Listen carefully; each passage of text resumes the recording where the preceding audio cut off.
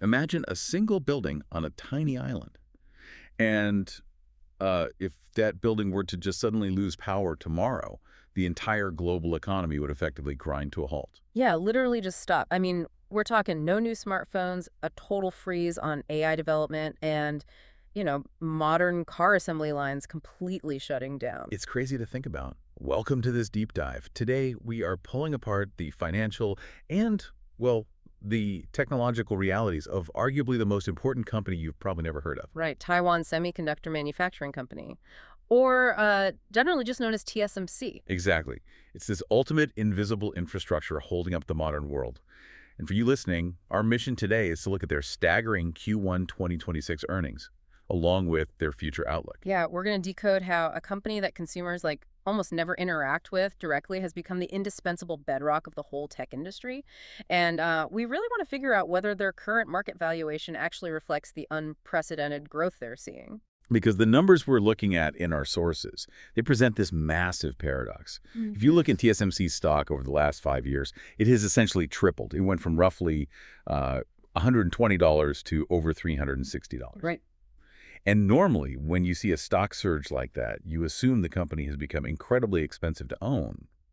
But the financial data shows that their earnings have actually grown faster than the stock price. Yeah, it's pretty wild. The trailing 12-month operating profit didn't just trill. It went from 603 billion new Taiwan dollars to 2.46 trillion. Wow. I mean, that is a fourfold increase in profit. Which means, mathematically anyway, despite the stock price going through the roof, the shares have technically gotten cheaper relative to the actual cash the business is printing. Oh, A gravity-defying scenario. it really is. It defies traditional market logic entirely. But to understand how a single company managed to corner roughly 60% of the entire global foundry market and an astonishing 90% of all leading-edge chip production, we have to start by dissecting their unique business model. Okay, let's unpack this.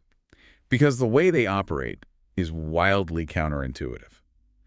To put this in everyday terms, imagine TSMC as this Michelin star master chef. Right. I like this analogy. But they aren't just cooking normal food, they are manipulating ingredients at the atomic level.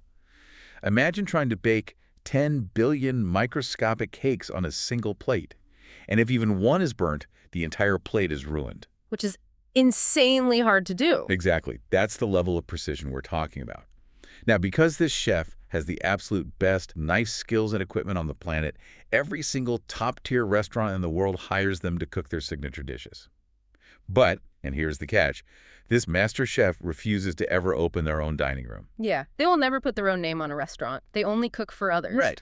And that is the perfect illustration of what the semiconductor industry calls the pure play foundry model. TSMC designs absolutely nothing of its own. They only manufacture chips based on the incredibly complex blueprints brought to them by other companies. And if you contrast that with a major competitor, like Samsung, it's very different. Oh, completely. Samsung runs a foundry business, meaning they manufacture chips for third parties, but they also manufacture their own smartphones, memory chips and consumer electronics. So there's this massive inherent conflict of interest just baked into Samsung's model. A structural one, yeah. Because if you're Apple or if you're NVIDIA, your proprietary chip design is your crown jewel. I mean, it is the very core of your competitive advantage. Right, you don't want to just hand that over. Exactly. Handing those cutting-edge blueprints to a company that directly competes with you in the global electronics marketplace is a massive risk. So because TSMC refuses to compete with its own clients, it builds this absolute fortress of customer trust. Customer trust. Yeah, that's what their CEO, C.C. Wee, calls it. And that trust isn't just a corporate buzzword. It's a remarkably wide, highly defensible economic moat. Wait, I have to challenge that premise a bit. Right. Because that trust directly translates into pricing power, right? Yeah. And looking at the Q1 2026 earnings, TSMC just posted an operating margin of 58.1% and a gross margin of 66.2% on $35.9 billion in revenue. Yeah, those numbers are huge. The software numbers.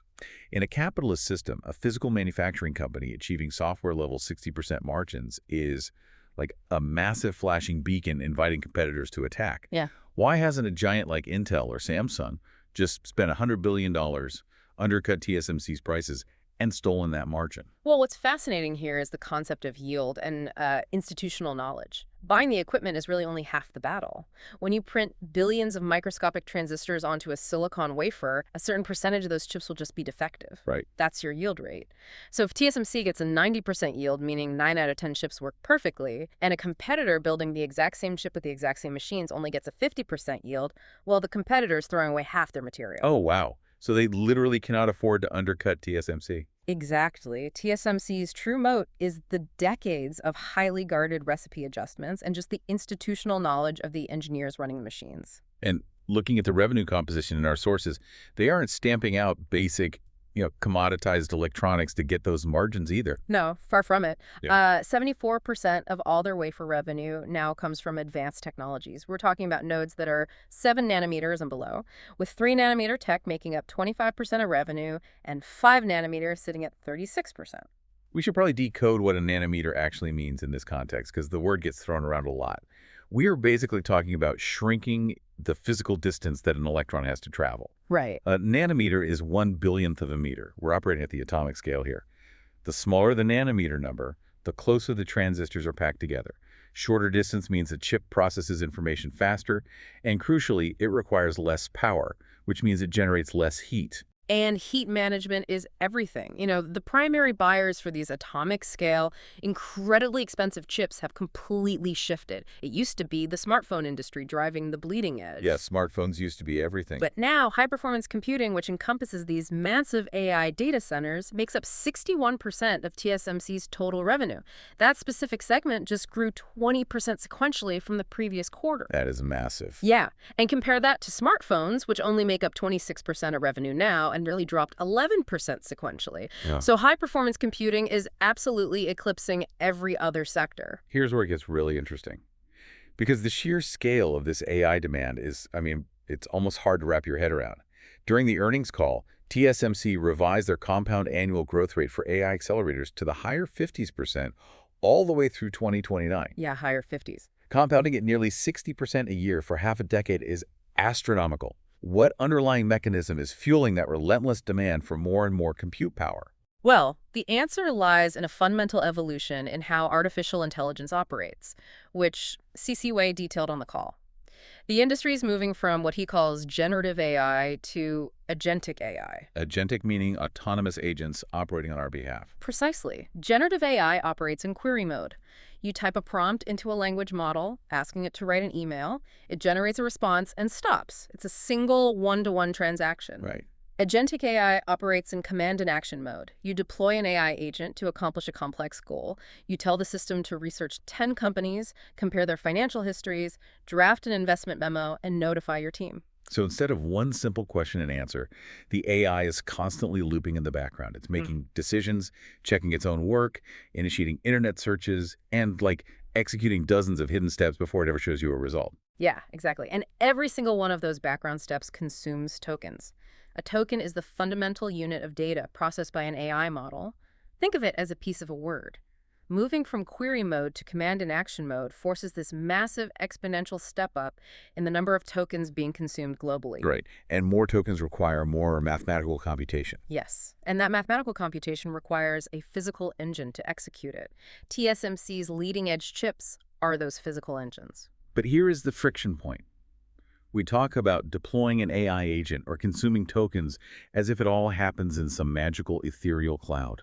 But the cloud is just a marketing term. Very true. The cloud is actually millions of physical metal boxes pumping out immense heat in heavily guarded warehouses. Software needs hardware. And that brings us to the sheer terrifying amount of concrete and steel TSMC has to buy to make this happen. Oh, the spending is staggering. They are guiding to spend between $52 and $56 billion on capital expenditures or CapEx this year alone. And their CFO, Wendell Huang, mentioned the next 3 years will be significantly higher, putting estimates between $150 and $180 billion. Isn't this massive physical spending spree a huge financial risk that just devours their free cash flow? It absolutely compresses their cash flow in the near term. This level of spending pushes their free cash flow to operating profit ratio down to 48%, which is notably below the 60% threshold that financial analysts usually prefer. Yeah, that's a big drop. It is a monumental $100 billion bet on capacity. But management is projecting immense confidence that the demand for agentic AI will vastly outpace this historic level of investment. They're taking an unprecedented approach to expanding their most advanced 3-nanometer capacity across 3 different geographies simultaneously. 3 at once. Yeah, a new fab in Tainan, Taiwan, adding 3-nanometer tech to their second fab in Arizona and also into their second fab in Japan. Historically, they never add capacity to a node once it hits its target. Doing it across 3 countries at once screams that supply is incredibly tight. They can't just snap their fingers and make these factories appear. Definitely not. As C.C. Wei bluntly stated, it takes 2 to 3 years to build a new fab. No shortcuts. The equipment inside these buildings is arguably the most complex machinery ever created. Yeah, like the EUV machines. Exactly, the extreme ultraviolet lithography machines from ASML. To understand how hard this is, these machines use incredibly precise mirrors in a total vacuum to bounce a specific wavelength of light, ultimately printing intricate circuit patterns thinner than a strand of human DNA. That's insane. It is. Yeah. Setting up a clean room environment to house these machines, tuning the recipe, and managing the supply chain takes years. Because of that physical lead time, TSMC expects supply to remain heavily constrained all the way through 2027. And the very reason they're spending all these billions to expand globally into Arizona, Japan, and eventually Germany leads us directly into the massive elephant in the room, the cracks in the armor. Right. This raises an important question. How does the broader market price in geopolitical tail risk? Currently, over 80% of TSMC's production capacity is physically located on the island of Taiwan. Which is a huge concentration. Yeah. And given the widely documented geopolitical tensions between the United States and China, investors are forced to consider the risk of a disruption to those operations. Now, we aren't looking to take a political stance or predict international military relations here, but impartially examining the financial markets reveals a tangible reaction. Analysts call it the Taiwan discount. The valuation metrics show that penalty clearly. Like, a common way to value a stock is the price to earnings, or PE ratio, basically how much you're paying today for every dollar of profit the company generates. Right. TSMC trades at a PE ratio of about 26. But if you look at comparable US-based semiconductor companies, they're trading much higher, around 30 to 35 times earnings. The market is essentially enforcing a heavy financial penalty on TSMC simply because of where their concrete is poured. Yeah, it's treated as a low probability but incredibly high impact tail risk. That geographic concentration is the primary driver behind TSMC rapidly acquiring land in Arizona and accelerating their global footprint, really attempting to ease those investor concerns. But stepping away from geopolitics, what about pure traditional market competition? TSMC holds a monopoly in many respects, but they are not the only entity on Earth capable of fabricating a semiconductor. No, and the competitive landscape is absolutely heating up. For instance, NVIDIA's Rubin LPU, their large processing unit, is currently being manufactured by Samsung, not TSMC. Oh, interesting. Yeah. And Tesla recently announced a Terafab initiative indicating a desire to vertically integrate and build its own custom chips rather than relying entirely on external foundries. Plus, C.C. Wei himself explicitly called Intel a formidable competitor, and on top of direct manufacturing rivals, there are serious supply chain vulnerabilities. Like securing the raw chemical elements required for the recipe. Exactly. TSMC relies heavily on highly specialized chemicals and gases. Current tensions in the Middle East have threatened the prices and global availability of these vital inputs. That's a huge variable. It is. While TSMC holds safety stock and Taiwan's government has secured liquid natural gas supplies through the near term, management openly acknowledged that rising chemical and gas prices may compress their future profitability. So how do they defend against that? To defend against all of this, TSMC leans on relentless innovation. Their 2-nanometer node, called N2, is already ramping up successfully. Furthermore, they are aggressively developing the next-generation node, A14, scheduled for 2028. A14 targets another 10 to 15% speed improvement and, crucially, a 25 to 30% reduction in power consumption. Wow. In a world where AI data centers are just devouring the electrical grids of entire cities, power reduction is the ultimate competitive weapon. Oh, without a doubt. So what does this all mean? We've decoded pure-play foundries, the physical reality of agentic AI tokens, $150 billion in CapEx, and the geopolitical discount. When we put all of this together, how does the final valuation score out for an investor? Why should you, as a listener trying to stay well-informed, care about these specific financial metrics? Well, because these numbers tell us exactly how the broader market is pricing the future infrastructure of humanity. Right. And when you run the numbers, the scorecard is flashing bright green. Looking at a standard six-factor financial scorecard in Q1 2026, TSMC scored a perfect 6 out of 6. That represents their highest score since late 2024. But the most staggering part of that score is what is called the R40 metric, or the rule of 40. To clarify for everyone, the rule of 40 is usually a benchmark applied strictly to software as a service companies. The basic idea is that if you add your revenue growth rate percentage to your profit margin percentage, and the combined number is over 40, you have a hyper-healthy, elite company. Exactly. Software companies can hit the rule of 40 because their product is invisible code sent over the internet with almost zero physical overhead. Right, but TSMC, a company that physically mines silicon, purifies it, moves it across oceans, and laser etches it in multi-billion-dollar clean rooms, came in at an astonishing 93%. That is just unreal. It really is. Their revenue grew 35% year over year, and their operating margin was 58%. 35 plus 58 equals 93. Hitting that number while battling the laws of physical business economics is almost unheard of for a hardware company of this scale. And they have the pristine balance sheet to back up that growth, too. Yeah, they're sitting on $106 billion in cash. Their debt-to-EBITDA ratio, which measures how many years it would take to pay off their debt using their raw earnings, is a minuscule 0.4 times. They comfortably pass the growth tests, the margin tests, and the balance sheet tests.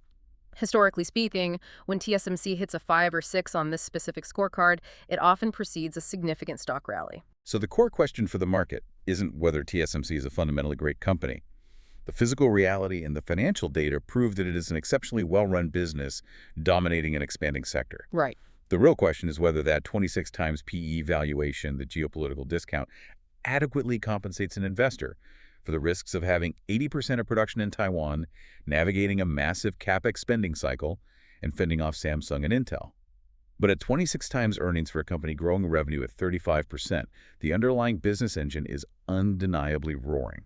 Connecting this to the bigger picture, TSMC is the undisputed infrastructure of the AI era. Whether you are using a smartphone, driving a smart car, or querying a massive language model, the physical execution of that technology almost certainly runs through TSMC's clean rooms. The computational demand driven by Agentic AI is very real. TSMC's technological lead in extreme ultraviolet lithography is widening, and their earnings growth is rapidly accelerating. Which leaves us with a truly fascinating landscape to navigate as this technology continues to evolve. We want to thank you for joining us on this deep dive. As a quick reminder, this discussion is for educational exploration only and shouldn't be taken as financial or investment advice. Yes, always do your own research. But before we sign off, we want to leave you with a lingering thought to ponder on your own. We talked about how agentic AI requires exponentially more compute power, consuming massive amounts of tokens as it acts autonomously in the background. And we heard TSMC's CEO plainly state that it takes 3 full years with absolutely no shortcuts to build a single new fabrication plant to meet that need. So as artificial intelligence integrates into every facet of human life, commerce, and medicine, are we approaching a near future where cutting-edge silicon manufacturing capacity rather than oil or gold, or even data itself, becomes the single most tightly controlled, sought-after, and valuable strategic resource on the planet? Thanks for listening, and we'll catch you on the next deep dive.